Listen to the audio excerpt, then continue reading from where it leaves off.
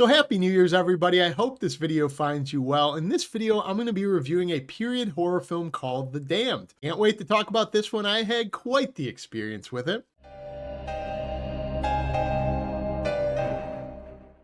So this movie takes place in the 19th century and it tells of this widow who mans this fisherman crew. They're having a very harsh winter. They're barely surviving off the Icelandic coast. And one day they're faced with an impossible decision. A foreign crew is wrecked. They have to decide whether or not to let that crew drown or risk their own crew. And they inevitably decide to let that crew drown because the winter is so hard. So they damn that crew and eventually they will go on to be damned by the spirits of those they let drown. And this is a horror film, or so you would think. If you are intrigued by my description, do not be. This is not a horror movie. This is a period film with 3 or 4 jump scares disguised in dream sequences. We know how that goes. In fact, I have a theory for how this movie got made. I think it was Robert Eggers. I think he was trying to pitch this film. He set the script on the counter when he went to take a leak. Somebody stole it and ran off with it. They tried to make a very low budget version of one of his films with no understanding of how to do it and with none of the power his films have. Because this film kind of plays out like a Robert Eggers period piece film. It kind of feels like Nosferatu at times. Same type of lighting and ambience where you have lanterns lighting rooms, very orange, other times very bluish tint. They said if you're into period pieces, maybe this one is for you. But it's not a horror movie and there's not a whole lot going on. And I kind of knew this movie was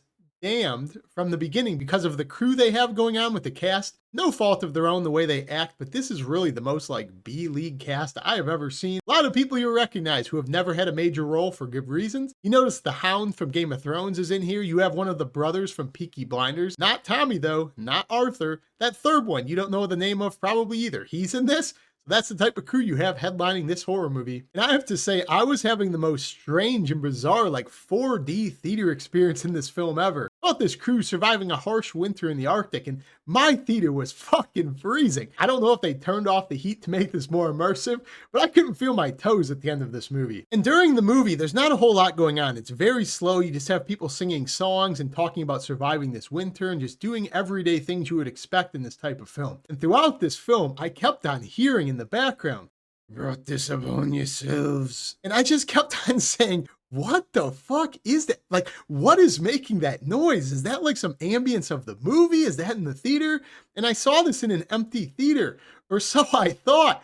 A little bit after, I realized there was an old man in the corner with a full Santa beard who looked like he belonged in the crew of this movie, and he was uttering these things out loud to himself. So I don't know what was going on, or if I was losing my sanity like the characters in this film, or if he lost his sanity, but this was some crazy 4D immersive experience.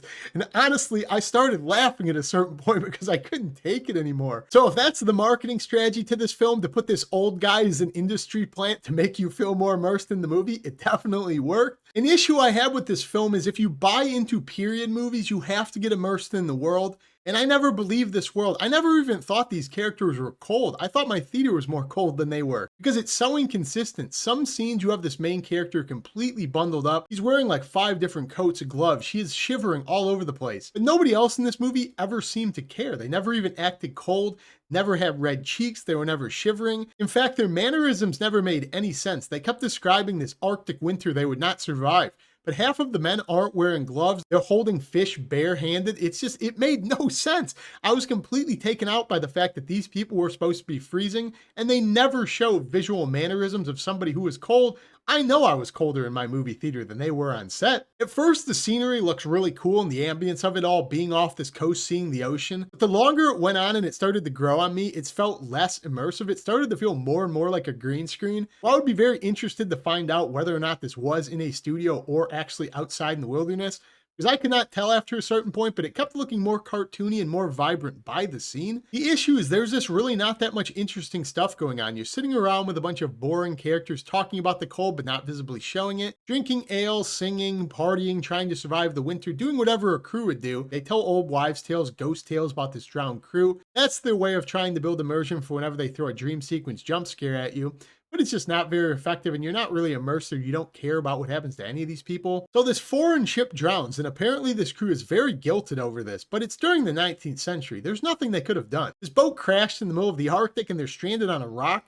They don't have supplies. It would be way too risky. So if they're going for a xenophobic or a Christian guilt angle of this, it's just stupid. It does not work. It does not immerse you at all. That's really the problem with this film. It has nothing creative to say. There's no creativity to the way this movie was made. To the point I was losing my patience and I was like, what is the point of The Damned? Like, what do we have to say here? Why do I care about these characters? Because the main lead, she does okay for what she's asked to do, but she has about as much personality as Plank from Ed, Edd and Eddy. Well, I was sitting around saying, what can this movie do to buy me back in? What is the creativity of this? And one of the crew members eventually dies. And when they show his tombstone, as one I just about packed it in, they show the name of this guy in the crew, and his name is Magnus Magnusson. And it was at that moment exactly that I finally realized the nail in the coffin, that this movie has no creativity and nothing interesting to say. So overall, guys, what's there to say about The Damned? Basically, if you love old school, very, very slow burning period pieces with very minor horror elements, maybe check this one out. But I wouldn't recommend it. I'd recommend you go see Nosferatu instead. It's better in every single way than this. Because when I left The Damned, I only had one thought in my mind, and that was, damn.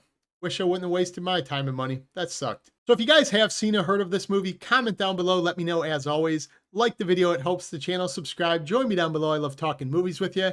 Happy New Year's. I'll see you in the next review. Peace.